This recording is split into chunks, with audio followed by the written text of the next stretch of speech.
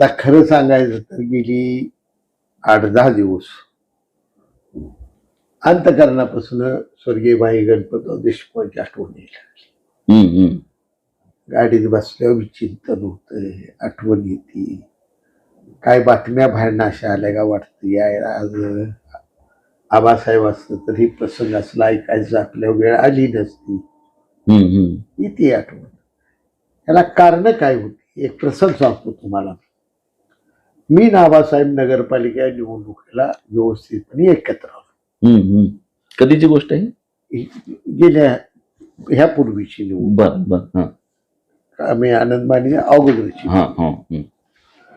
आणि मी मारुती बनकर त्यावेळी नगराध्यक्ष झाले पहिल्यांदा. सपाटी मॅडम आमच्या दुसऱ्यांदा झाल्या 3. तर आम्ही दोघांनी व्यवस्थित प्लॅन केला. मुंबईत खरा रचला आबासाहेबांच्या खोजीत 3 दिवस मी राहिले होते. एक पत्रकार किशोर महानवर, मी आणि आबासाहेब. आणि बाहेर कुलूप लावायचो आम्ही खोलीला. कडी लावायची नाही आतनं. बाहेरनं कुलूप लावायचं. त्या पिये खरात म्हणा त्याने बाहेरच्या खोलीत थांबायचं. मी तर डिस्टर्ब नको.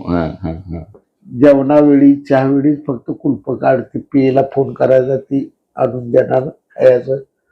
अनेक कौटुंबिक गप्पा हसवणं. मी भरपूर विनोद आबासाहेबांना सांगितले. पोट दुखेपर्यंत हसायचे विनोद मी केल्यावर झालं.